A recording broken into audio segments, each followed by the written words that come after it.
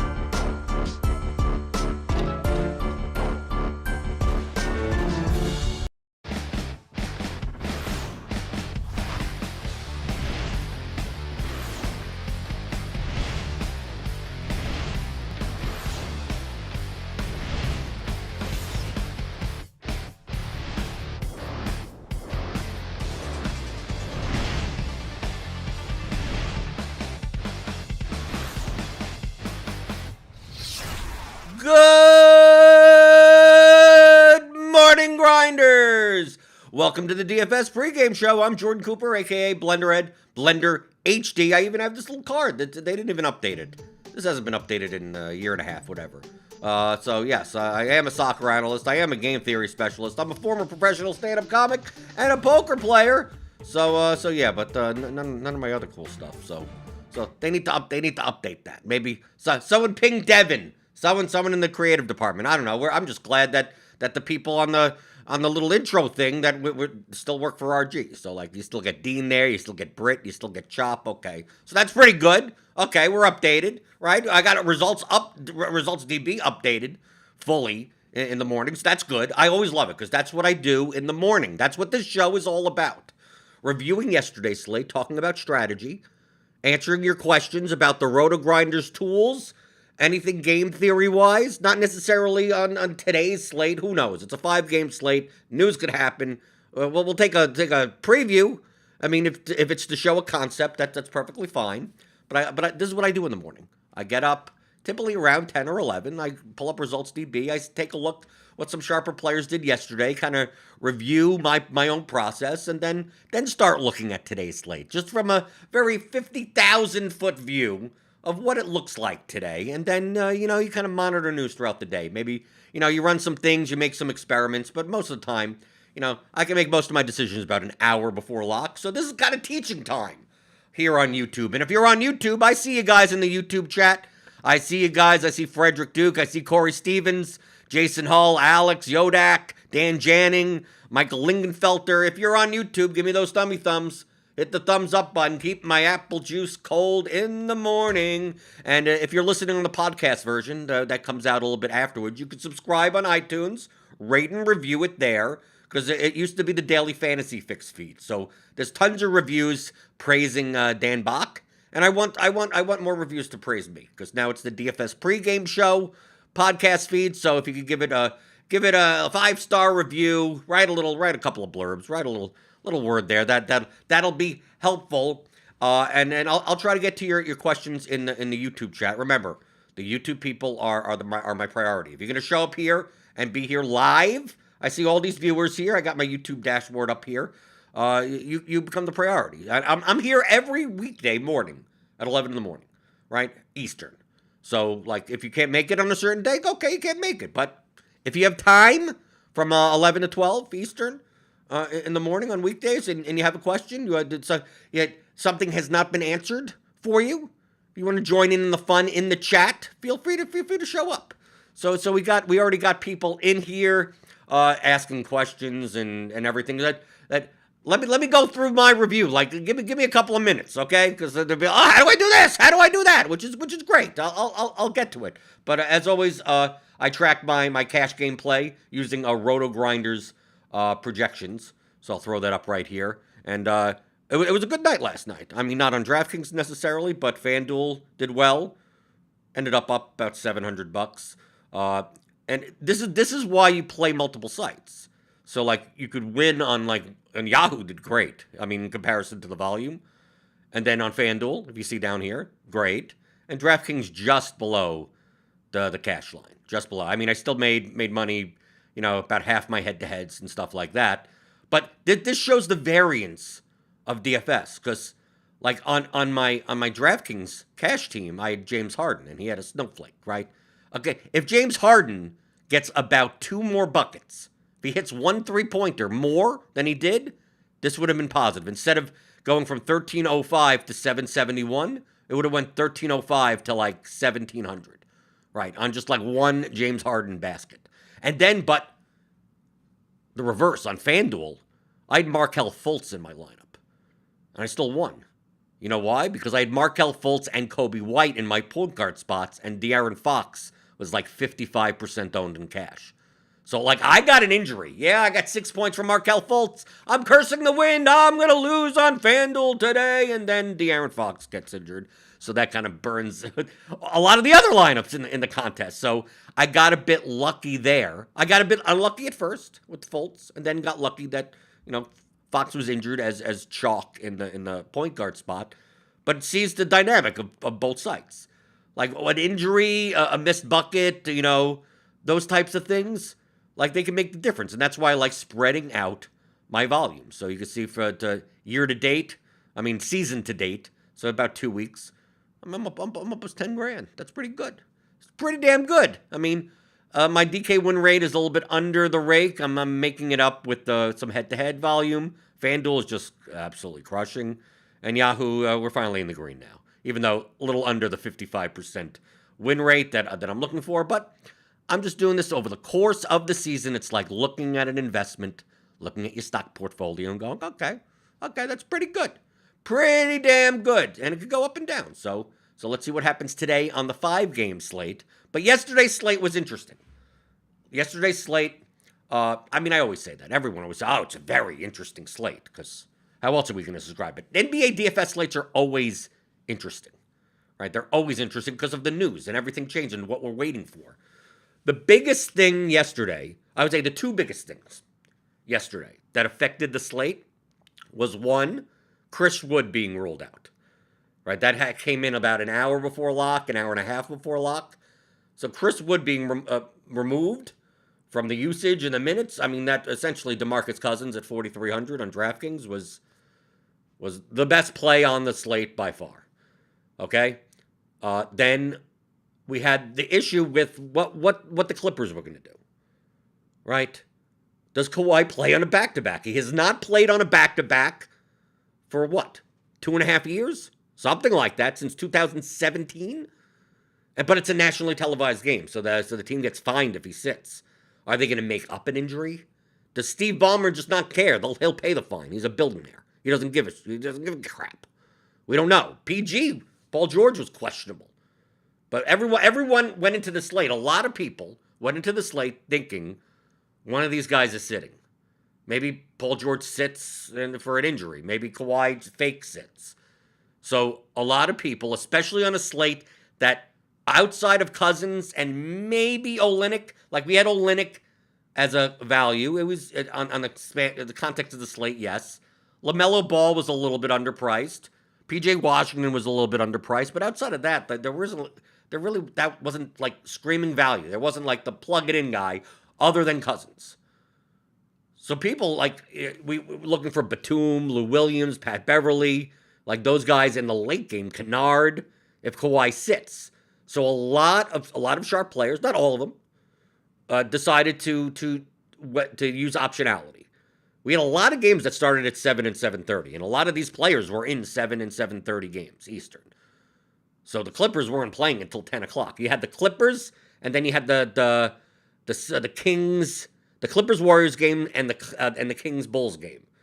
So like if everything from the Clippers works out, like now you have the value there. So you saw a lot of spots that were still open. But what ended up happening?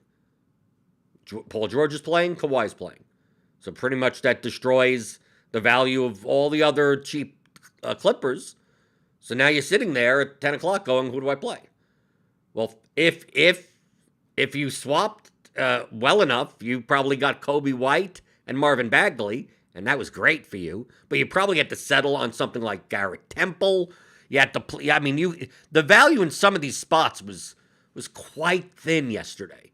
You really had to go reaching in order to do that. And the main leverage point on the slate was in the power forward center spot. Okay? Because Cousins was going to be, look, 50% owned. We see it right here. Kelly Olynyk, power forward center, 37% owned. PJ Washington, 20% owned, power forward center. So if you wanted to get leverage with construction, these are all cheap guys that fit power forward center spots. It would have been done by flipping the construction, right? The problem is that we really didn't have many guards of value. You had to find some cheap small forward in a lot of lineups.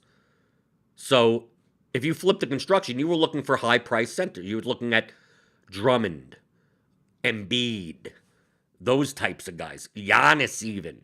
I saw a couple of sharp players played a bunch of Giannis lineups. And then you flip the construction that way. So you may not fade Cousins, but you're going to play a high-price center since the high-price centers were going to go under-owned because there just aren't spots for them if you're going to play the best projected value on the slate. So that's what I did in some of my lineups. Unfortunately, I played Embiid, Cousins, and if I'm going to play Embiid and I'm going to pay up at guard, like that point guard spot was most likely, unless you were playing like a LaMelo Ball type in that range, you most likely were paying up. A lot of people ended up paying up for Curry because they were looking to correlate Curry with the cheap Clippers value, but that didn't materialize. I was looking more to, if I'm playing Embiid, who am I paying up for in a guard spot? Well, I chose Russell Westbrook, when turns out Bradley Beal was the play to go, but I could have played either. Just I needed to fill a point guard spot more so than a shooting guard spot, and both Westbrook and Beal projected well.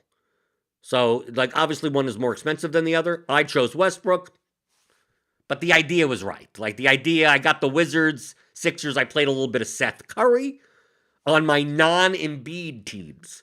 So, like, in the lineups where I am playing, like, Olynyk Cousins type of lineups, and I'm not flipping the construction, I'm trying to get different elsewhere now, right? So I'm going to play a Seth Curry. It goes along with my Sixers-Wizards type of exposure. I also played a bunch of Victor Oladipo because he went along with Cousins and Harden and those guys, right? I'm looking, if I'm going to play players that are good, are well projected, well enough projected for the context of the slate, I'm more likely to play them in lineups with other players. If I'm going to have Cousins on the Rockets, I'm going to find a pacer to play, right? Maybe not Sabonis, but it turns out that I probably should have taken Brogdon instead, right? It's like you're the one teammate off. Yesterday, I built 5 lineups. I've been focusing on single entry GPP play or small field stuff. So I only hand built 5 lineups on 11 game slate. For someone that's used to me, I'm used to being one of these people, right? That you see on the results DB screen. They have 150 lineups. No, okay, I don't play 150 in large field, but maybe I play 50 to 60, 80, 75, something like that. So I'm used to being like, okay, well, I can make some Giannis lineups, and I can make some hard lineups, and I can get leverage here, I get leverage there, and I'm making a whole bunch of different types of outcomes, right? This lineup's good, this lineup's good, this lineup goes this way. If this lineup fails, this lineup does well.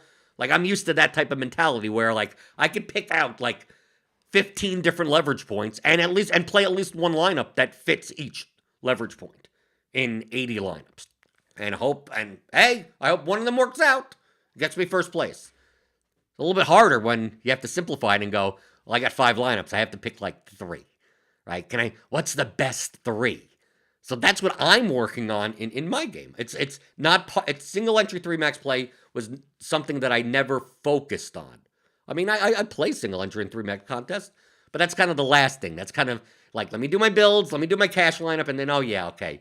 I would look at like what's out of my 80 large field build. I would look at like the top couple of lineups that are projected and go, like, yeah, that's the type of lineup I'm going to play in single entry 3 max. Like, not really think throughout the day of how I'm going to attack this smaller field contest. So I'm learning alongside you in some extent. So maybe I end up being a better small field player than I am a large field player. Because in large field play, like, you're going to lose like most days until you win first place building good lineups. So that's what I did. But we see here, I played a lot of Trae Young. Trae Young was awful yesterday. Oh my God, right? A lot of sharp players, especially in single entry, I saw that I respect played Trae Young, and you played Trae Young with Capella, right? And then you have the Hornets guys. It made sense. You're playing Ball, you're playing Washington. If you're going to pay up for guard anyway, why play Curry there? Why play Westbrook there? Why play someone like that there? Play Trae Young. He actually got more ownership than I thought. We had him projected yesterday at like 5 or 6%. He came in at 11%. In the large field, he came in at 11%. I think it was 9% in the kind of the single entry contest that I was in, which is still low enough. But I thought he would be even lower than that. I thought he would be like 5 to 7%, which is still fine. He had a horrible game. So I'm looking through the YouTube chat. People are talking about the lineups that they played. Let's see some of the comments here. Okay, here's Kai Roach. Kai Roach got my bankroll from 100 to 700 in the past 3 weeks. With my strategy, which is not my strategy. It's not my strategy. This is just game theory, right? There's 100 different strategies on the slate. Conceptualizing it, I didn't invent this stuff. So he had third place single entry last night for $250 for his biggest win yet. Thanks, Jordan. Okay, thank you. It's appreciated. Just understand I didn't make up these strategies. Like I'm not the inventor of mathematical concepts. Like it's just that is what they are. Okay, let's see. Going through the chat. Robert Berlinski says Fultz and Fox are examples why you don't spend 20% of your roll on a night. Yeah, there you go. Variance. You can't predict that. You can't project injuries. Really? Right? Cousins had like a huge first quarter, and people were like, oh, no Cousins, no cash. And I'm like, hey, he could get ejected in the next minute, right? We've seen DeMarcus Cousins get ejected immediately, right? There's so much variance in DFS. You can't be that confident all the time that probably if you're playing 20% of your bankroll, especially in GPP, like that, it's a walking disaster. You're gonna go broke. Okay, so going through, right. Even Cola says there were a few good centers that went off. You could have. Yeah, I had Holmes in 2 lineups. Yes, there were a couple of right. You didn't need Cousins anymore because he kind of died in the fourth quarter. Like I don't know, he didn't play. He got 40 points for 4,300. Come on, that's almost 10x. So most likely you would have liked to have him, right? But Kelly O didn't get there, right? PJ Washington got there. He was good. He got a nice 7x. LaMelo kind of got there. 6x or so, right? Something like that. Capella, not a flame or anything like that. But yeah, you didn't necessarily need Cousins, but it definitely would have helped. But to win a large field GPP, you needed Bradley Beal. Like when a guy puts up nearly 80 and he's like 30 points more than any other player on the slate, yeah, you're gonna need that. You're gonna need it. Jeremy Worley asks, "Good morning, Blender. I'm an RG subscriber. Great. You could get all of this. Like this results DB here is free. You could see you don't even need to be a RG member. This is completely free. So you could just go to rotogrinders.com/resultsdb. But if you want the lineup HQ, if you want all the content, which is there's so much of it, the premium videos, crunch time before lock, like that's premium stuff. So go to rotogrinders.com/premium or click on the link in the description and you get $10 off your first month. That's how you get all the projections, all of everything. You get access to the premium Discord. I'm in there all the time. People ask me questions in there all the time. I'm active most of the day. So join premium, but he wants to know about using the smash percentage when building lineups for GPP. I'll show that in a little bit, Jeremy, when we talk about today's slate. Michael Lingenfelter says, why does Embiid seem to be in the top 10 of projection smash ceiling with good value, yet usually a third of the ownership of other people with the same smash projection? Because if there's cheap centers available, that ends up becoming great value, but there's only 2 spots to put centers in. It's a position scarcity thing.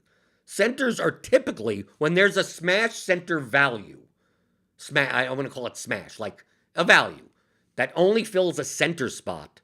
Like the only way to play that guy, the only way to play Cousins with Embiid is by putting Embiid in the utility. They're both only center eligible. It's the only position on DraftKings that only fits in 2 spots. Now, obviously, if they're power forward center, now they start fitting into 4 spots. Power forward, center, utility forward and the regular utility. So that's 4 spots that he could fit into. So anyone that is just center eligible, like if we have a shooting guard, let's say someone is shooting guard, just shooting guard. How many slots can they fit into? The shooting guard slot, the guard utility spot, and then the utility spots. That's 3 spots. If someone is shooting guard, is guard and forward eligible, like we get some of these, like Victor Oladipo was shooting guard and small forward eligible. How many spots can they fit into? Well, they can fit into the shooting guard spot, the small forward spot, the utility guard and the utility forward spot, and the regular utility spot on DraftKings.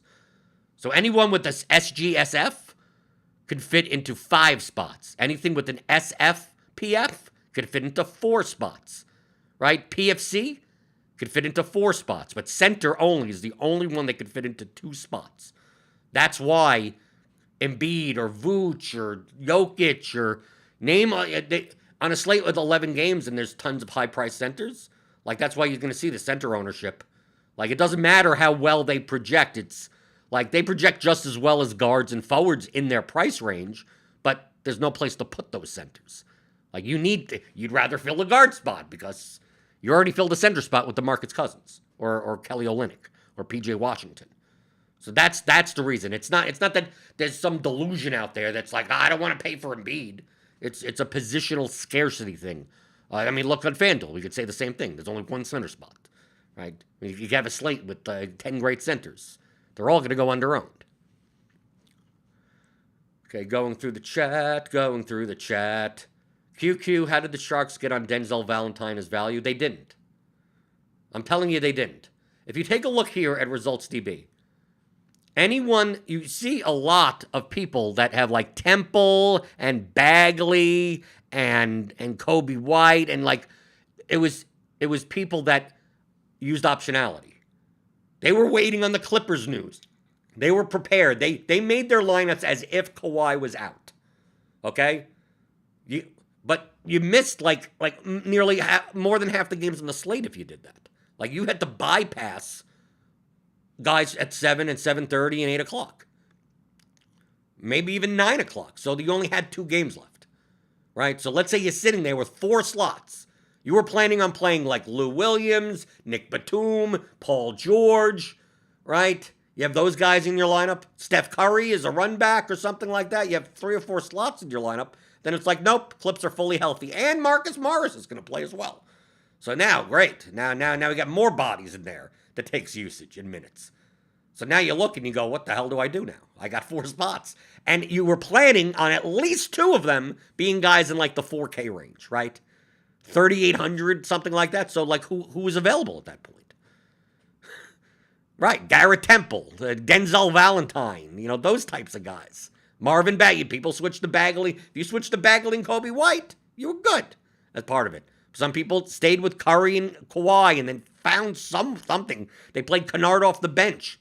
Because at that point, your options are limited. So like it's not that they originally got on Denzel Valentine. They ended up having to get on Denzel Valentine because they got to fill out their roster.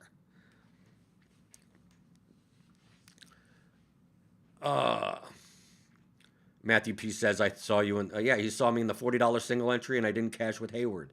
That's kind of wild. Yeah, because I had Trae Young in that lineup. That's why. When Trae Young only gives me 15 points opposite Hayward, that'll be a problem. Right?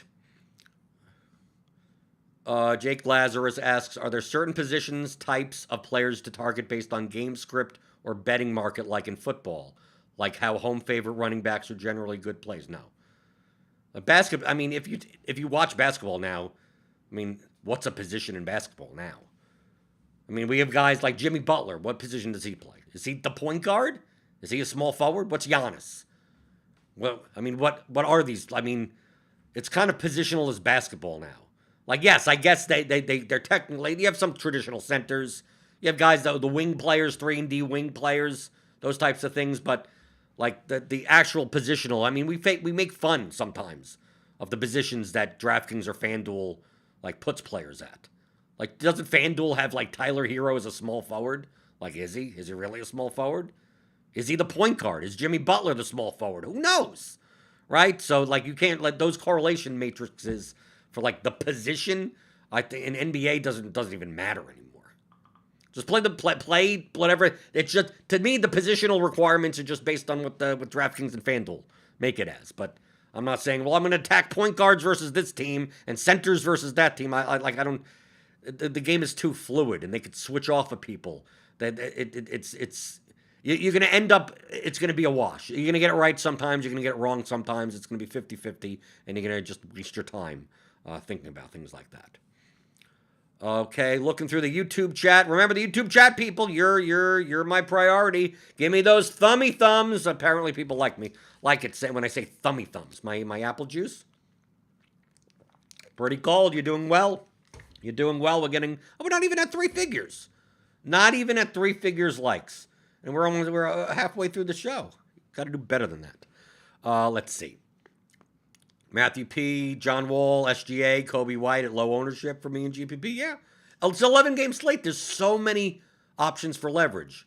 All those players projected well enough, right? Those weren't garbage, badly projected players for their prices. So, yeah, you could play them. I played John Wall in the lineup. I played Kobe White in the lineup. I mean, the whole lineup didn't get there, so it doesn't matter, right? It didn't get there. It doesn't matter.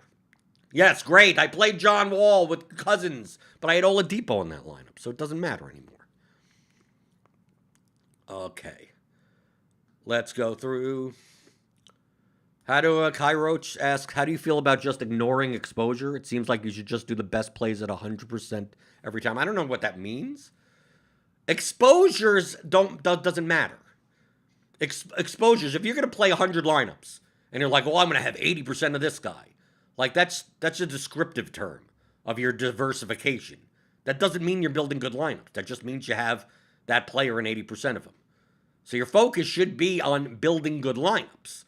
And if it just so happens that in order to build good lineups, I need, to get my projection up, I need 100% of DeMarcus Cousins, then I need 100% of DeMarcus Cousins. Maybe let me try to build lineups without DeMarcus Cousins in it, right? That's what I tried to do yesterday. I'm like, let's see. Cousins is going to be chalk, but I don't think he's going to be chalky enough. I think the news came out late enough with Wood that I think 49% in the large field is too low owned. He should have been 80+% owned. So I think it's plus EV in a vacuum to play Cousins yesterday in any contest. But I wanted to see, can I build a lineup that is high enough projected for my tastes in my smaller field contests that doesn't have Cousins? So I just X out Cousins and I just run it. And I go, wow, I have to give up like 7 points in projection just to not play Cousins. And then at that point, I'm just like, I'm not willing to do that. So in my 5 lineups, I had Cousins in all 5 of them. I mean, that's how I determine it. If he didn't project as well as he did, then maybe I had options. Okay. Let's see. Corbomb 19 says, I won a few hundred last night. You are right. Just having access to good projections makes a world of difference. Yes. And there's a lot of good projections around the industry. I don't want to claim that, I trust RotoGrinders projections. I trust the team here. It's the projection set that I use personally. But projections around the industry are fairly solid. But if you're not starting from there, I mean, that's the NBA is the most projectable sport. To get a range of outcomes on players and be able to compare one to another and build good lineups, putting 8 together and seeing what the projected lineup looks like. Like, that's the table stakes to me. That's not you're not getting an advantage by doing so. Like, that's a must-have, right? That term must-have, that it applies to projections. You're not going to compete without some form of that in GPPs, in anything, and just be able to, if this guy's out, this guy's in, this guy, like, it's all done for you. Like, you can either do it yourself in your own model, or you can subscribe to RotoGrinders and get our premium projections. RotoGrinders.com/premium. $10 off with the link in the description. Jacob Calloway asks a question about leverage.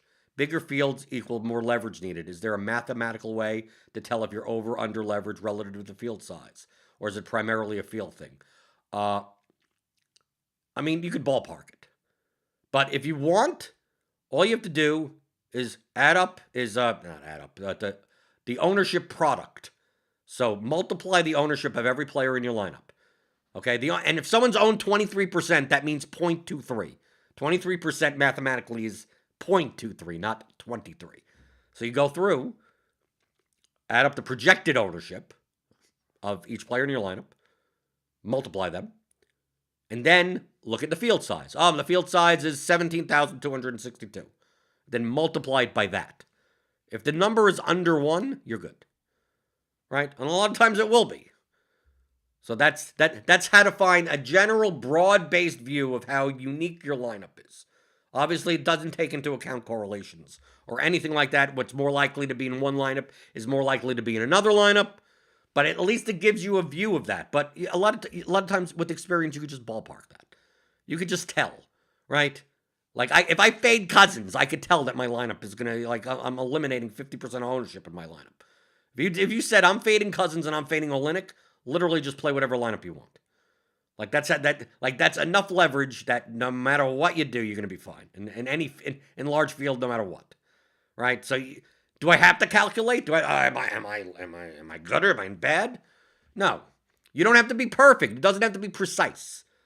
I'm very much into conceptual type of learning.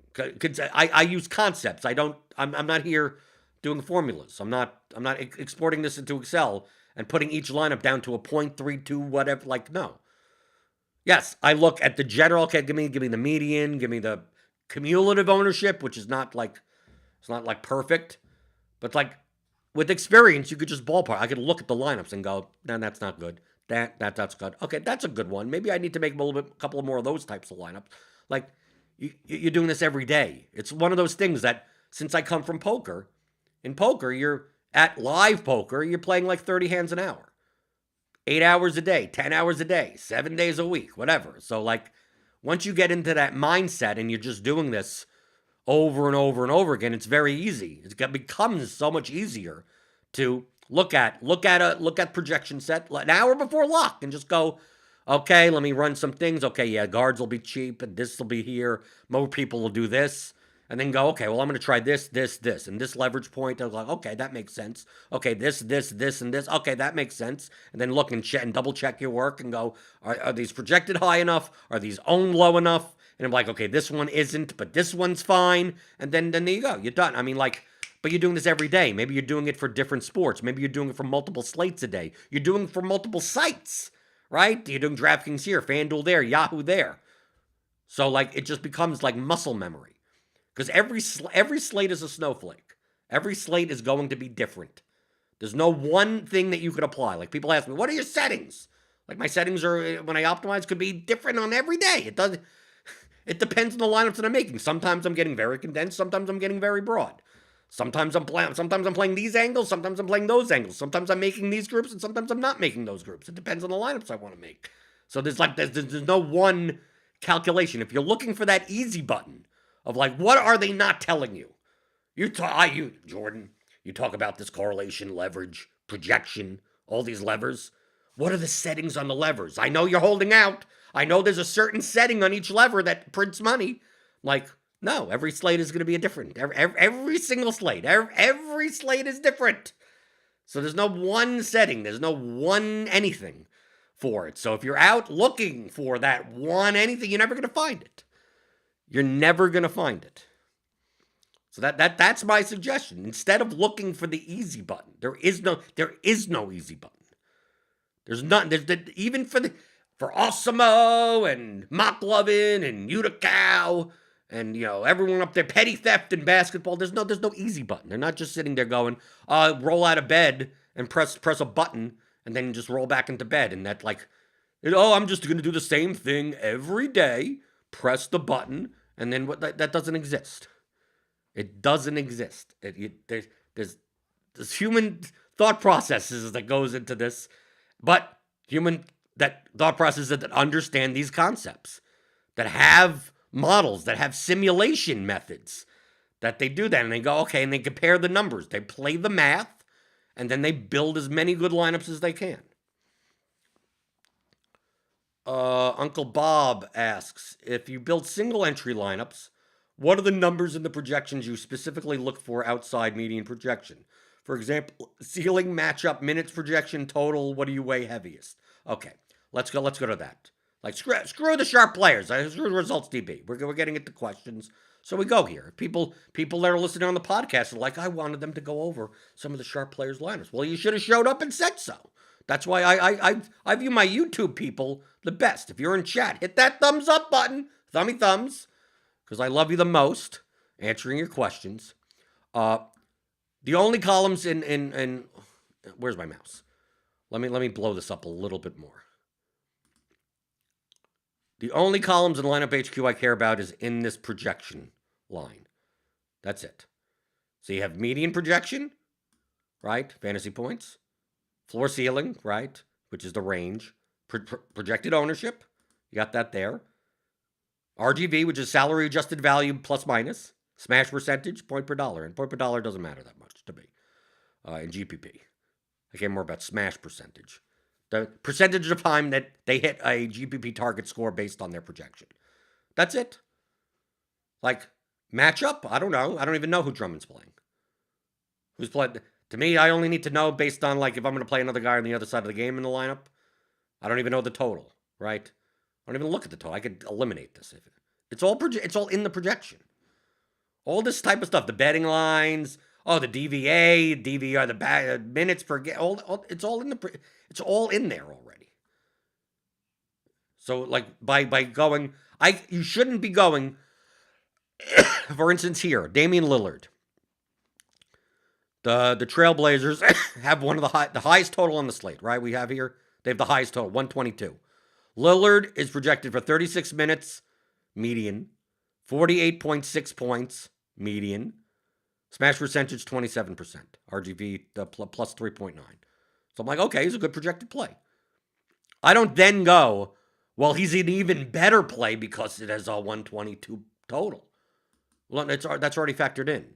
If this 122 total was 112, his median projection would be like 45.8 or something, right? His projection would go down, right? Because the total is showing how many points median-wise is going to be scored in the game. So it's reflected that in all of the Trailblazers, all of their projections.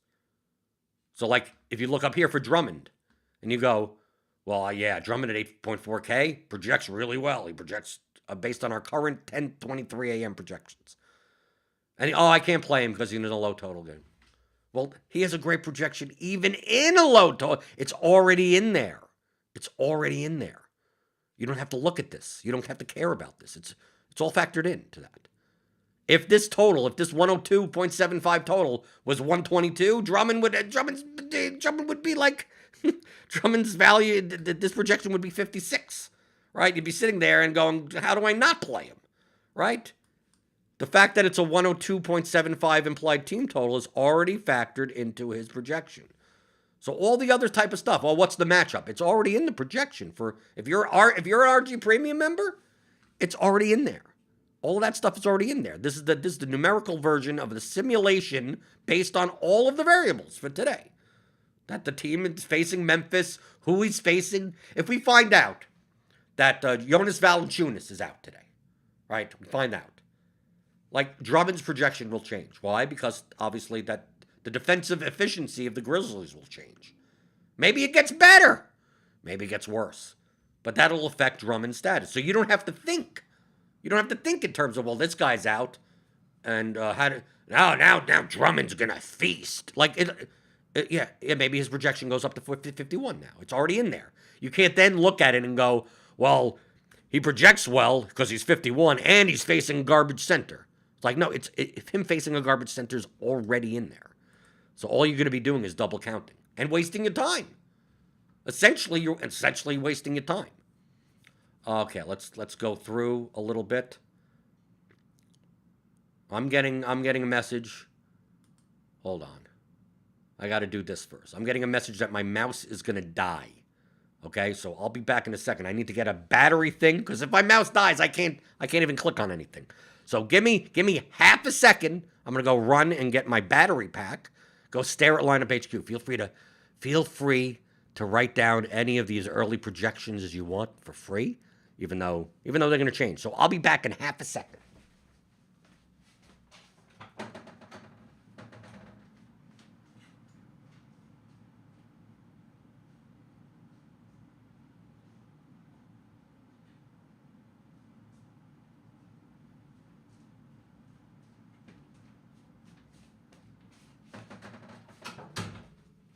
Okay, I'm back.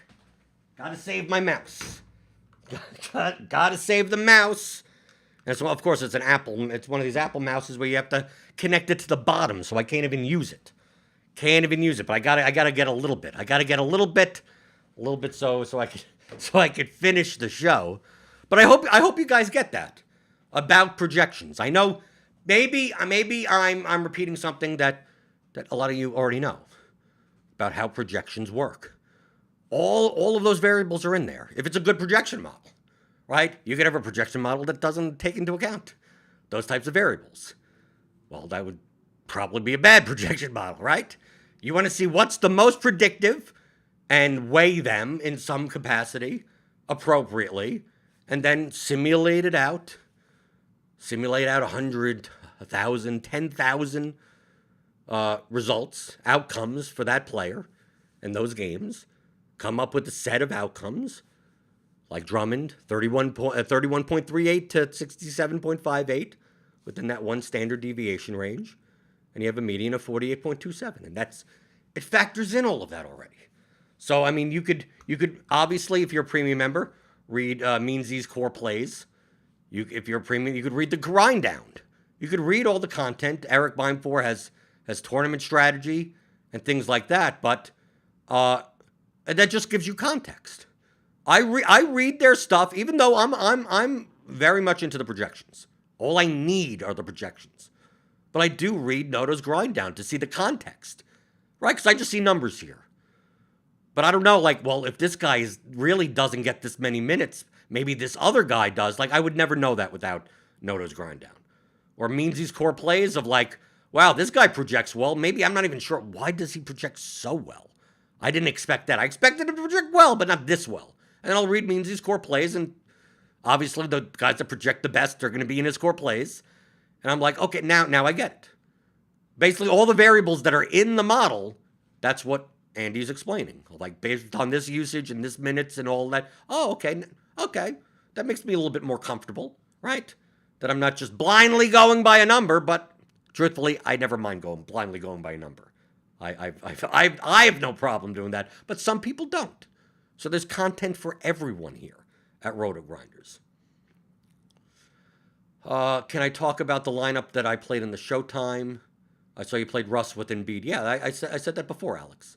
Finished just behind you last night with Olynyk busting. Yeah, I figured if I was playing Russ plus Embiid, I could eat the Olynyk chalk in a 400 entry contest. So yeah, the lineups that I made that did, like, I think I had 2 lineups without Olynyk, and I had to play PJ Washington in that spot, dude. And I played Bagley in another lineup instead of Olynyk. So, like, it was one of those things where, like, I had 2 lineups with Trae Young, so those lineups were dead, right? It didn't matter. Chris Kolenich asks, with so many blowouts this year, is it smarter to condense a player pool to include players from closer spreads? Are spreads generally more important than implied total? The spread of the game is not as predictive of a measure of if the game blows out than you think. Most people avoid games that look like blowouts. So people are like, oh, well, I shouldn't play those games. It's like, yeah. And you get the ownership discount on it now, right? That Bucks, the Bucks Pistons game last night. Like, look at Giannis's ownership. Look at Middleton's ownership. Look at that game's ownership. It was low because it was the highest spread game. So yes, it has more of a chance to blow out. You're right. But you're getting a discount on the ownership when it doesn't. So it makes up for that. High total close spread games typically get owned more because that's what normal people are looking at. Right? You're not getting the ownership's coming with you also. So you're not gaining anything by doing so. You may gain more by playing the game that looks like it's going to blow out because you're going to get Giannis at 3% and you get Blake Griffin at 2%. And if that works out, you could win first place in the GPP. So it's all in relation to the ownership, not in relation to the total of the spread. Like the projections will change based on them, but if a quote blowout looking game projects well, why not? I'm gonna take a shot if people aren't. And then you have plenty of games that look like they should be close, right? We have Philly Brooklyn today, right? That's a 1.5 point spread. We got Dallas Denver. That's like a 2.5 point spread, right? We got these easily. Jokic blows them out, right? Kyrie blows out the 76ers or something, or Embiid blows. I mean, like that still happens, right? So you can't just go by that. And more people are going to look at that. More people are going to say, "Well, I better play this game. It's a high total and a low spread." So that's where all the ownership's going to come. Let's go through the chat.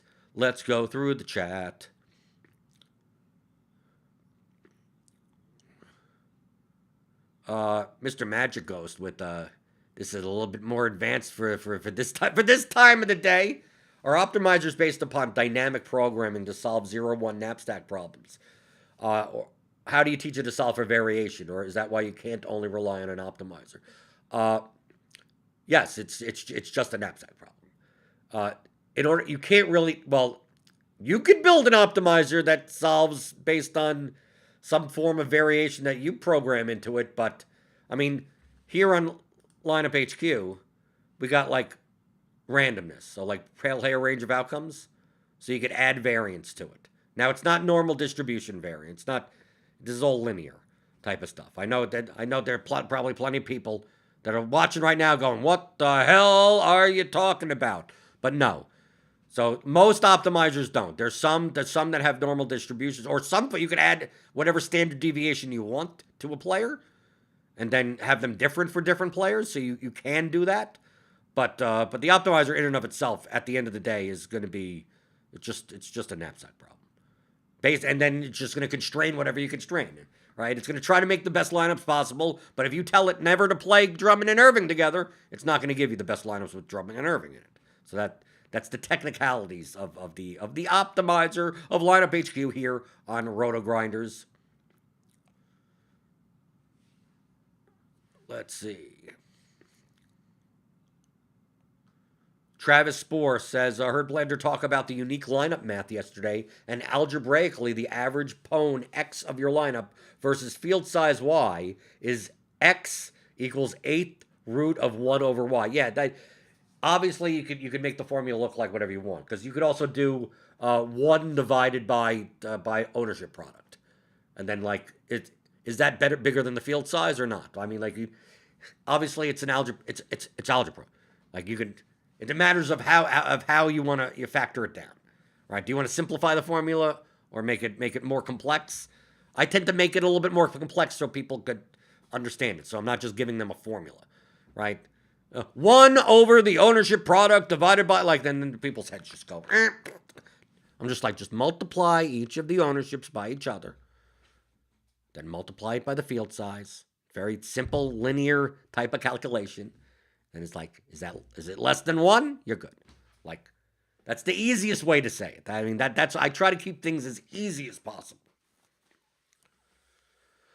Okay, let's see. Warwick Wilson says, my favorite, most knowledgeable tout on the YouTubes. If you want to consider me a tout, I don't even like using that term. Thanks for the great insight, reviews, and today's approach. Muchos gracias. Thank you, Warwick. Hit that thumbs up on the way out. That's the best way to thank me. Hit the thumbs up, subscribe to the channel, hit the notification bell so you know when we go live every day. Not just at 11 in the morning, 5:30, right? 5:20, it depends. An hour and a half before whatever NBA slate is locking is Grinders Live. And I think we got I think it's Grant and Dean on Grinders Live tonight. So tune into that on YouTube as well. Robert Berlinski asks, do you run the optimizer for multiple sites like 20 minutes before lock? Latest news, and if so, can you check all your lineups and get them in time? It's hard. I only play GPP on one site. That's how I do it. To do it on 3 sites is I mean, some people do. I'd rather do one site well than 3 sites mediocre. So I'll play cash games. I'll play one lineup on FanDuel, one lineup on Yahoo, and that's my cash lineup. I'm playing double ups and head-to-heads and triple ups and all that type of stuff. On DraftKings, I'll play a cash lineup also. Same thing. But on DraftKings, I'm also playing GPP. Now, obviously this week I've been focusing on single entry and 3-max contests. So I'm hand building like 5 lineups. But when I play 80 lineups, I'm still only playing on one site. I'm not playing 80 on DraftKings, 80 on FanDuel, 80. You can. It's really hard, especially in NBA. It's difficult. It is very difficult to do well. It's easy to do, right? It's easy to do. I can just jam in whatever the hell I want and cut over in Excel and paste into the file and upload it. Yeah. But are they going to be good lineups? Probably not, right? Right. I could just jam in whatever. So it's hard to do well. So I try to focus on one site. If I'm gonna multi-entry like that, just gonna be one site. I'm trying to work up to doing multiple sites, right? I'm experimenting now, focusing more on single entry 3-max play. But maybe I go back and certain slates I'm playing, 100 lineups here and 50 lineups there and whatever. But for the most part, like, yeah, you need to update your projections. I mean, that's it. If I will a lot of times I will not start building lineups until an hour before lock. And I have to see what news comes out. Like, what is planned on coming? Is there any news that we can expect? Obviously, there's always unexpected news, but is there any news to expect? If I have nothing to expect, like, I'm just going to build at an hour before lock, and, it takes me, 10 minutes, 15 minutes going through some lineups, going through here, setting this, moving that. I'm getting too much of this guy. I guess I need another small forward, like those types of things. And I manually go through different lineups and I go, okay, these look good. These look good. This, okay, maybe not this. Okay, XXXXX. Those, okay, this XXXX. So a lot of times I'm building a lot more lineups. Like if I'm building 80 lineups, I'm not just pressing 80 here. Like it's not going to say build 80. A lot of times it's build 200. And then I go through and I eliminate 120 lineups. Like I'm doing stuff like that. But yes, if there's news that comes out at 6:45, like I gotta know how to do that process like as quickly as possible. And especially if like some new value comes in and I have to start jamming them, like yeah, then it's quick thinking. You get it through experience. And it is stressful. This is not something that's that easy. A lot of times if 15 minutes before lock something happens where it's like so and so sitting and then some $4,000 guy becomes like the best value on the slate. A lot of times just for simplicity, I just basically hit the lock button and go, I guess I'm running 100%. Whatever comes out now, comes out now. It gets to that point. And you get to 2 minutes before lock, and you're like, whatever this next run is, that's what I'm running with. And then you cut and paste, and you hope for the best. I'm telling you, that's the real deal. It's not something sitting here going, okay, I'm just eating a sandwich or something and casually doing this. Sometimes 10, 15 minutes before lock, I'm pressing buttons. I'm going here. Is this in? Is that thing here? I'm refreshing, and it's all over the place. I guess maybe some other people are calmer. Let's see through the chat. Is there a tool on RotoGrinders that sums cumulative ownership between teams and games to see what games are going over, under, owned? Not necessarily, but you can go. What I like doing in Lineup HQ is I look at the projections instead of like this with all the players and all the positions in. Like I'm going to sort by RGV. I'm going to go by game. So I click on this all, so it eliminates all, and go Philadelphia. Who projects well on the Sixers? Well, based on our current, like Embiid, and then like Ben Simmons and Harris are like, right? Then I'll look on Brooklyn's side. Like, okay, you got Irving, you got LeVert, Allen, are okay. So this is how I would look through and go, what's the ownership comparison, right? That's what I'm looking for. I'm looking for smash versus ownership. So I could go team by team and see that. If you want to make it clear to see what games are going under-owned. But you could also do it by just looking right at the column. So I'm going to sort by smash. Someone asked earlier, how do I use the smash percentage to determine who to play and stuff like that? And what lineups should I consider making? Remember, it's not about players, it's about lineups. So I want to look at the difference between the smash percentage and the ownership. We have ownership up early now. This is obviously going to change. I rarely get it. I applaud Jamino. The hamsters woke up this morning. The hamsters got up early and gave me ownership, which is great. Because I can't even talk about much without the ownership. But I take a look at this and I go, okay, 37% smash. He's one of the highest owned. Irving is going to be high owned, and that makes sense. But I take a look at here and I go 13.9 in comparison to Drummond over here. Obviously, it's a different price range, but Embiid looks a little underowned for his smash. Jokic, because it makes sense, because obviously if Drummond's going to be chalked, is like I said before, the positional scarcity. It's hard for these other centers to be owned as much. But I go through the smash, and I go through and I look at the ownership, and I go, 6.3. Valanciunas, yeah, another center. I go through, I'm like, am I going to look at any, because it's a 5-game slate, you could start going down into these 18s and go, okay, Cantor, that's another center. Davis is another, anyone that's not a center, let's see. Okay, Kyrie Irving may be chalky today, right? We may have Drummond and Kyrie Irving chalky. So Kyrie Irving is a guard. So now I want to look at point guards, because he could fill a point guard spot. Now I want to sort it by smash percentage and go, well, Kyrie is going to be 30% owned. Well, D'Lo, we have a very similar ownership, right? Different price, but yeah. So this looks like what more people are going to use. But then I look at like Luka, obviously, he's going to be owned, but he's also more expensive. Then I'm going to look at, well, how about CJ McCollum? Seems a little overpriced at 8,500, but why not? 12.6% projected owned versus D'Angelo Russell, right? Similar price range. Dennis Schroeder, 12.6, right? Lower, it's not as well projected, but still 25% to smash. So I'm looking at that. I'm going, okay, maybe I could build lineups that don't have Kyrie Irving. Maybe I could play CJ or Dennis Schroeder, right? Maybe lineups that don't have D'Angelo Russell, right? Maybe I pair Russell, because it's Minnesota at Portland. I pair Russell with Lillard or McCollum. With Irving, I may pair Irving, because look at this. Irving is going to be chalk. This is how you should be thinking about things. Drummond is going to be chalk. As of now, it's 11:57 in the morning. Who knows what happens? As of now, Drummond, Irving. So I may want to make lineups that don't play them together. This is a point guard. This is a center. Now, Irving is playing Philadelphia. Embiid has a good differential between his smash and his ownership. And he's on the other side of Kyrie. He's in the same game as Kyrie Irving. So if I'm going to fade Drummond, well, that's Jokic. If I'm going to fade Drummond, maybe I use Embiid as leverage off of Drummond, because they're in the same. Irving does well, the game goes over. Embiid does well, and there we go there. Then now I'm just going to press optimize and see what the best projected lineup is. Right? You get some Danny Green, Prince, Brunson. I don't know why, but I guess you need a cheap guy in this type of lineup. But you still get Drummond in here, so maybe you don't want to play Drummond at all. So you X him out, and then you run it. Okay, then we get Irving, Beasley, Green, Kleber, Embiid, Russell, James Johnson, and Nurkic.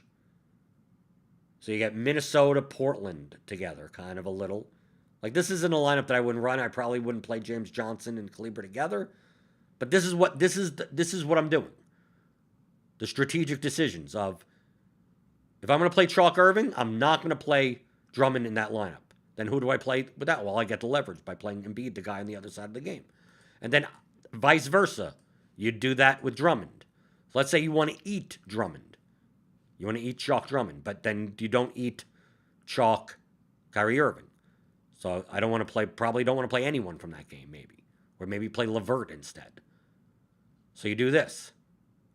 So you play Drummond, and then you get rid of Irving.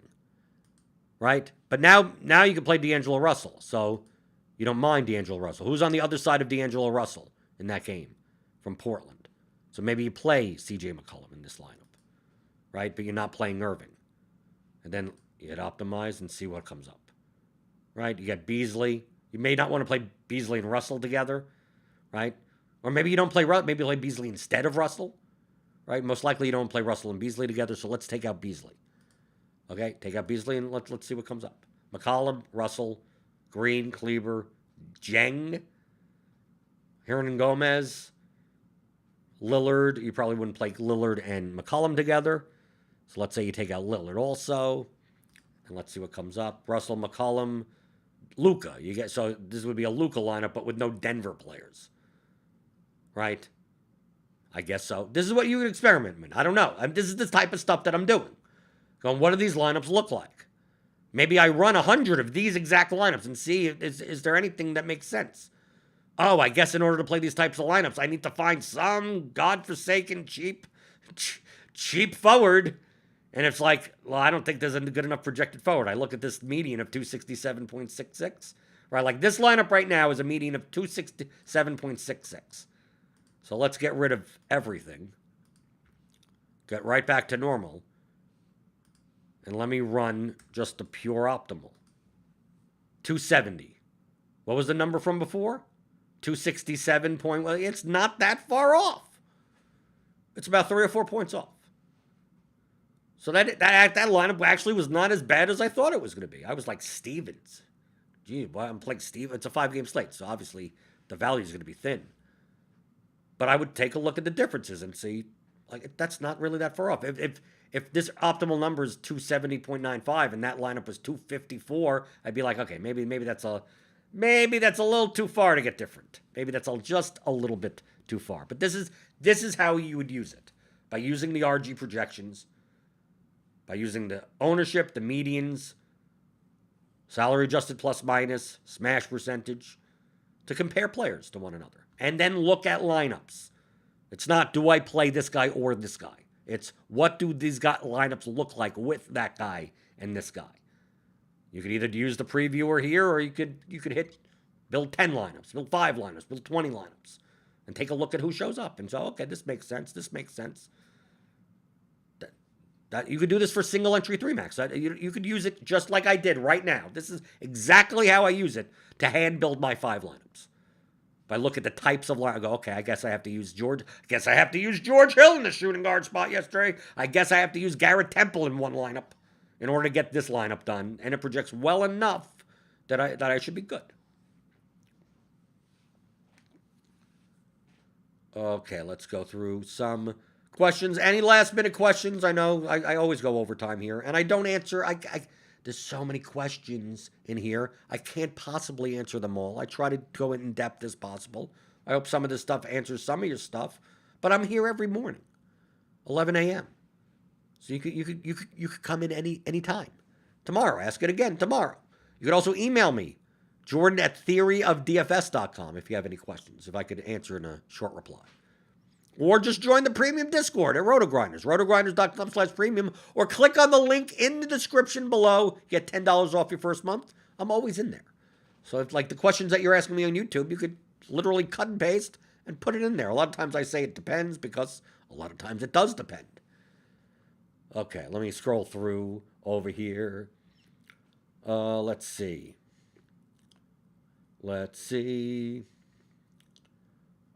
Chris L asks, if I manually change a projection on lineup HQ, will it still update to the RotoGrinders projection when the update is made? No, I don't believe so. I rarely change the projection. Like if you change this 41.76 to like 37, and then like the projection's updated and you refresh, it's gonna say there. But you'll get this little tooltip that says source value, to say where it used to be. So no. Now, obviously, you could upload your own projections, right? You could just upload your own CSV of all the columns and do whatever you want, if you want. Corey Stevens asks, would you play $10 $2 double-ups compared to playing 4 $5 double-ups? You want to play against the weakest players possible. That's, by default, that's what it should be. On most platforms, like DraftKings, the contest under $5, like the double-ups under $5, I can't even play. I can't even see them. Like, once you have over $1 million of entries, like, I can't play the $1, $2, $3 cash games. So you want typically, to reduce your variance, you want to play as many opponents as possible. So playing $10 $2 double-ups that obviously eliminate like a couple of hundred of the best players on DraftKings from your contest would be more prudent. I wish I could. I can't. Let's see. And then Eric Chiasen, same answer here. I noticed some really good players in the $5 to $10 head-to-heads. Should I be starting at the $1 to $3 ones, or is double-ups a better way to build a bankroll? Like I said before, if you're able to play the $1 to $3 games, I would suggest doing that. If I could, I would, but I can't. I can't play against the guppies down there. That's how they protect you. Empire Maker can't play you down there, right? Makasupa can't play you. Squirrel Patrol can't play you down there, right? We can't. I'm not even able to see them. So you're eliminating a lot of the good players from DraftKings. There's still plenty of good players in the low stakes. I'm not saying that there aren't. But you're also eliminating all the high stakes players that could play up, down to $5. And truthfully, I think it should be higher. Personally, right? It negatively affects me. But I think the $5 double ups and everything should be restricted as well. I think maybe the line is at 10 or at 25 instead of 5. Give people the $5 ones also. Oh, Matthew Hampton says Brunson is projecting well because Burke is out. So maybe it's a minutes a bump and an extra second team usage. Okay. This is what I mean by reading content. Like I said before, I reacted like, why is Jalen Brunson showing up in the lineup? Like, obviously there's a reason. Like, I don't even need to know the reason. Truthfully, I don't even need to know the reason. But if I wanted to know the reason, I'd go into the grind down by Notorious. I'd go into Meansy's core plays. I go into our content, our expert survey, and it would explain it to me. Say, this is why you're seeing that projection. Oh, okay. I trust the team, so if Jalen Brunson projects well, he projects well. I'm not going to argue with the math. But if when my reaction is why is he there, my go-to thing is let me go to the grind down. Let me go to our premium written content and go. Let me go to this Mavericks game. And go, is there a reason why Jalen Brunson coming? It's not like he projects well, but I'm just like, oh, I didn't expect to see him in a lineup. I'm like, oh, okay, Trey Burks. Oh, okay, I get it. I get it now. And if he's not out, then the projection will go down. Okay, I get it. It gives you context.